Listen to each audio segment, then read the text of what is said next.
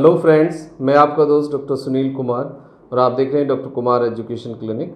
I am post doctorate in clinical medicine and the metabolic science. Last 2 decade से south Delhi Chhatarpur में as a clinical health physician में practice कर रहा हूँ and I am specialise in metabolic problem and the life style disease. तो आज हम बात करेंगे कि यदि कोई इंसान मेस्टुरेशन ना करे तो उससे क्या फ़ायदा होता है। हमारे पास एक पेशेंट आए, उन्होंने 3 साल कंटिन्यूस मेस्टुरेशन नहीं किया, मतलब हैंड प्रैक्टिस नहीं की। पहले वो बहुत ज़्यादा हैंड प्रैक्टिस करते थे और उनको एक आदत बन गई थी, आदी हो गए थे।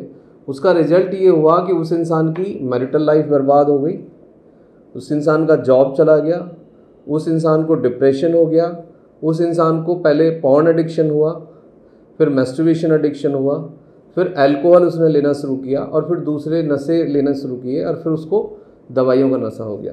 तो आप ये समझिए कि जो लोग ये कहते हैं या जो डॉक्टर ये कहते हैं कि मेस्टुरेशन से कुछ नहीं होता, मेरे पास बहुत सारे ऐसे पेशेंट आए हैं, मेरे पास बहुत सारी ऐसी स्टोरीज़ हैं, बहुत सारे आज भी लोग हैं वो कि जिनका जीवन पूरी तरह से बर्बाद हुआ है पॉर्न एडिक्शन के कारण, मेस्टुरेशन एडिक्शन के कारण, और उसके साथ फिर दूसरी चीज़ें जुड़ती चली जाती हैं। आपका फैमिली लाइफ बर्बाद होता है, आपका जॉब का लाइफ बर्बाद होता है, आपकी सोशल लाइफ बर्बाद होती है। तो मैं उन डॉक्टरों को सबसे पहले संबोधित करके एक बात बोलना चाहता हूँ जो ये बोलते हैं कि भाई मेस्टुरेशन करने से कुछ नहीं होता है और शरीर एक फैक्ट्री है और उसमें बहुत सारे स्पर्म बनते हैं और उसके निकल जाने से कोई फ़र्क नहीं पड़ता। तो सबसे पहले मैं इस बात को तर्क के साथ सिद्ध करूँगा कि मेस्टुरेशन से नुकसान होता है, उससे आदत बनती है, उससे जीवन बर्बाद होता है और दुनिया में बहुत सारे लोगों के साथ ऐसा हुआ है। तो सबसे पहले मैं इसको थोड़ा लॉजिकली प्रूफ करने की कोशिश करूँगा कि उसकी आदत क्यों बनती है और उससे जीवन बर्बाद क्यों होता है। देखो, दुनिया में जिस भी चीज़ के साथ लस्ट है, लस्ट का मतलब है कि यदि कोई चीज़ आप खाते हैं या कोई चीज़ पीते हैं या कोई चीज़ आप देखते हैं और उससे आपको अच्छा लग रहा है, उससे आपको लस्ट मिल रही है, उससे आपको मज़ा आ रहा है, तो उसका एडिक्शन होने का यानी उसका नशा होने का, उसकी आदत पड़ने का आपका चांस 90% है।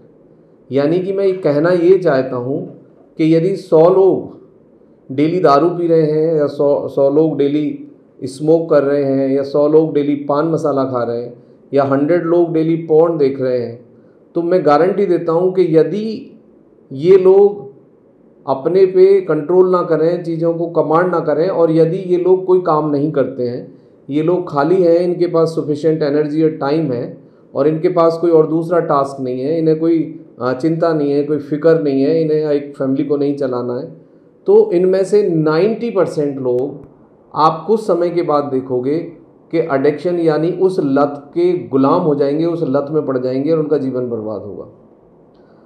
तो मैं भी इस बात को मानता हूँ कि मेस्टुरेशन कोई बीमारी नहीं है, कोई मेंटल डिसऑर्डर नहीं है, राइट। लेकिन मेस्टुरेशन बीमारी और मेंटल डिसऑर्डर बनने में कुछ ही समय लगेगा।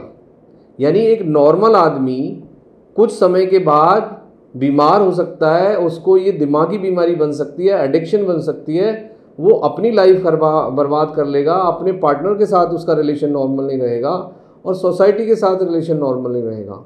अब मैं दूसरी बात पे आता हूँ कि वो दिक्कतें क्यों आती हैं। देखो, कोई भी इंसान सोशल मीडिया पे जिस तरीके से फीमेल को देख रहा है, पहली बात फीमेल वैसी नहीं होती है, कोई भी फीमेल इतनी सुंदर नहीं होती है। जो सोशल मीडिया पे आपको कोई भी इंसान बहुत ज़्यादा सुंदर दिखता है, बहुत अच्छा दिखता है, अट्रैक्टिव दिखता है, वो ऐसा होता ही नहीं है। मैं अपने पे एग्जांपल देता हूँ, मैं सोशल मीडिया पे हूँ, मतलब मैं जो वीडियो आपको बना रहा हूँ जिसमें मैं जिस तरह का आपको दिख रहा हूँ, इस तरह का मैं रियल में नहीं हूँ दिखने में, क्योंकि वो लाइट ने मुझे सुंदर बनाया है या मेकअप ने सुंदर बनाया है। मैं मेकअप नहीं करता, लेकिन लाइट बहुत होती है मेरे सामने भी, जिस लाइट की वजह से मेरा जो फेस है वो ग्लो वाला, सुंदर, गोरा, बहुत अच्छा आपको दिखेगा, लेकिन ऐसा मैं रियल में हूँ ही नहीं, पहली बात।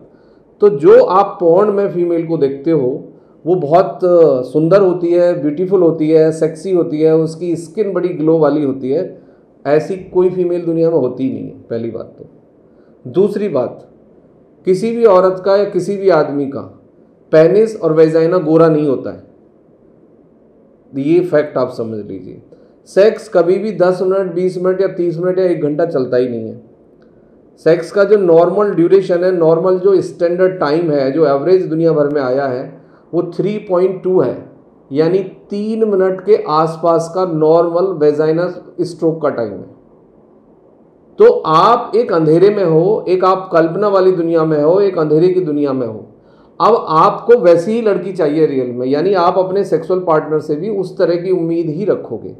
तो एक दुनिया वो है सोशल मीडिया पे झूठ वाली, जहाँ पे डॉक्टर मैस्टरबेशन को प्रमोट कर रहे हैं। कुछ डॉक्टरों ने एक लाइसेंस दे दिया है, एक सर्टिफिकेट दे दिया है यंग बच्चों को, सभी को, कि भाई मैस्टरबेशन करो और उससे ही दुनिया की सारी प्रॉब्लम सॉल्व हो जाएंगी। क्योंकि वो अपने आप को वायरल करना चाहते हैं। वो लोग आपसे झूठ बोल रहे हैं स्मार्टली। वो इन्फॉर्मेशन को उस तरीके से आपके साथ शेयर करते हैं कि आपको रियलिटी समझ ही नहीं आएगी। पहली बात, यदि कोई भी दुनिया का डॉक्टर यदि आपको ये बोलेगा कि मैस्टरबेशन से कोई प्रॉब्लम नहीं होती, तो आप फिल स्टॉप नहीं लगाओगे, आप रात दिन फिर मैस्टरबेशन में ही पड़े रहोगे। अब मैं आता हूँ दूसरे पार्ट पे कि फिजियोलॉजिकली क्या नुकसान होता है। जो भी डॉक्टर, जो औरत, फीमेल डॉक्टर ये बोल रही है आपसे कि मैस्टरबेशन करो कोई प्रॉब्लम नहीं होती है, इसका मतलब ये है कि जैसे हम मैस्टरबेशन करते हैं ऐसे ही फीमेल के अंदर भी मैस्टरबेशन होती है, करती है फीमेल भी, और फीमेल के अंदर भी हर महीने में ब्लीडिंग होती है। मुझे एक बात बताइए, यदि एक औरत को एक महीने में 4 बार महीने आ जाए, 4 बार ब्लीडिंग हो जाए, तो उसकी हेल्थ का क्या हाल होगा? क्या वो कमज़ोर नहीं होगी? क्या वो डिप्रेस नहीं होगी? क्या उसको शारीरिक मानसिक प्रॉब्लम नहीं होंगे? यदि कोई भी औरत, अब मैं दूसरी बात पे आता हूँ, जैसे स्पर्म निकलता है, हमारे यूरिन और स्टूल भी निकलता है। यदि कोई इंसान 3 बार पेशाब करता है 24 घंटे में, यदि वो 10 बार यूरिन पास करे तो क्या उसको वीकनेस नहीं आएगी? कोई इंसान 1 से 2 बार स्टूल पास करता है, यदि वो 10 बार स्टूल पास करे तो उसे वीकनेस नहीं आएगी? आदत नहीं खराब होगी, उसका दिमाग नहीं डिस्टर्ब होगा? सबसे बड़ी बात, जिन डॉक्टरों ने फिजियोलॉजी को पढ़ा है, जो लोग फिजियोलॉजी को समझते हैं, जो लोग एनाटॉमी को डीपली समझते हैं, जो लोग बॉडी पे पॉजिटिव और नेगेटिव इफेक्ट को पढ़ते हैं, वो कभी भी आपको ये नहीं कह सकते कि masturbation is not a problem, just go for masturbation और डेली बेसिस करो और लगे ही रहो। अब मैं दूसरी बात पे आता हूँ कि जहाँ तक सेक्स की और मैस्टरबेशन की बात है, 72 घंटे के अंदर आपको नाइट फॉल हो जाए, that is completely normal. 72 hours के अंदर आप एक बार सेक्स कर लें, that is completely normal. 72 hours के अंदर एक बार आप मैस्टरबेशन कर दें, that is completely normal. Because 72 hours की एक हमारे स्पर्म प्रोडक्शन की साइकिल होती है, क्योंकि 72 आवर्स के बाद स्पर्म डिस्ट्रॉय हो जाते हैं और फिर नए दोबारा से बनने लग जाते हैं। अब जब जो बहुत सारे डॉक्टर कहते हैं कि भाई स्पर्म नॉन स्टॉप कंटिन्यूस एक प्रोसेस है मैन्युफैक्चरिंग, भाई स्पर्म बनने की एक साइकिल होती है, प्रोसेस तो नॉन स्टॉप ही है, लेकिन स्पर्म का एक अपना लाइफ स्पैन होता है, जैसे कि WBC का होता है, RBC का होता है और प्लेटलेट्स का होता है। ऐसे ही आपके स्पर्म बनने का भी एक साइकिल है। यदि डीपली फिजियोलॉजी एनाटॉमी को किसी ने पढ़ा है तो वो इंसान आपको ये क्लियरली बोलेगा कि आपको मैस्टरबेशन हो, सेक्स हो और आपका नाइट फॉल हो, that has to be time oriented. मतलब आपको 72 आवर्स के अंदर एक बार आप इस प्रैक्टिस को कर सकते हैं, that is a completely okay and healthy. But इसके एडिक्शन से आपको बचना होगा, और एडिक्शन से बचने का केवल एक ही तरीका है कि रात दिन आप यदि पॉर्न देखेंगे, सोशल मीडिया पे रहेंगे, तो late and early you have to masturbate, और उसका आदत बनने का रिस्क आपको बना रहता है। ये जो इंसान जिसकी हम बात कर रहे हैं, इसने 3 साल तक कोई हैंड प्रैक्टिस नहीं किया, पॉर्न नहीं देखा, और इसकी लाइफ टोटली चेंज हो गई। आज वो इंसान एक अच्छी MNC में जॉब करता है, उसकी लाइफ दोबारा से ट्रैक पर आई है, otherwise that person lost everything.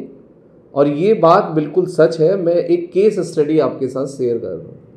अब साइड इफ़ेक्ट में आपको वीकनेस आ सकती है, आपको हेयर फॉल हो सकते हैं, आपकी स्किन ड्राई हो सकती है, आपको स्लीपिंग डिस्टर्बेंस हो सकता है, आपको डिप्रेशन हो सकता है, आपको OCD यानी ऑब्सेसिव हो सकते हो आप सेक्स के लिए, मैस्टरबेशन के लिए, आपका बिहेवियर ख़राब हो सकता है। और इसको रेगुलेट कर रखने का एक ही तरीका है केवल, कि आप रेगुलर एक्सरसाइज करिए, टाइम से खाना खाइए, टाइम से पूरी नींद लीजिए, आउटडोर स्पोर्ट्स खेलिए, कोई सपोर्टिव ग्रुप ज्वाइन करिए, बाहर मतलब 30 से 60 मिनट सन एक्सपोजर रखिए, और प्लांट्स के साथ आप जीवन गुजारिए। तो पॉजिटिव एंगेजमेंट से इससे हम बच सकते हैं। और पॉजिटिव एंगेजमेंट से एक डिसिप्लिन लाइफ से हम इससे बच सकते हैं। एक पार्ट है नॉलेज और दूसरा डिसिप्लिन। डिसिप्लिन होगा और चीज़ों के साथ आप यदि कनेक्टेड रहेंगे तो आप मैस्टरबेशन के एडिक्शन से बच जाएंगे, पॉर्न के एडिक्शन से बच जाएंगे। अदरवाइज लेट एंड अर्ली आपको प्रॉब्लम होगी। यदि आप इसमें फंस चुके हैं तो आप काउंसलिंग ले सकते हैं, क्योंकि ये एक OCD वाली कंडीशन हो जाती है। OCD मतलब आपको रात दिन वही चीज़ें याद आएंगी, वही चीज़ें आप देखोगे और वही चीज़ें आप करोगे, तो उससे फिर एक ऐसा एडिक्शन बन जाता है जिससे आपका मानसिक स्वास्थ्य खराब होगा, शारीरिक स्वास्थ्य खराब होगा, भावनात्मक स्वास्थ्य खराब होगा और दूसरों के साथ आप कोऑर्डिनेट नहीं कर पाएंगे, दूसरों के साथ आप चीज़ों को मैनेज नहीं कर पाएंगे और आपको एक रिलेशनशिप डिसऑर्डर पैदा हो जाएगा और आप एक डार्क में चले जाएंगे। तो उससे बचने का केवल यही एक तरीका है कि लाइफ में बहुत कुछ है, बहुत कुछ अच्छा है। लाइफ को डार्क में मुठ मार के हैंड प्रैक्टिस करके पॉर्न देख के स्पॉइल मत करिए।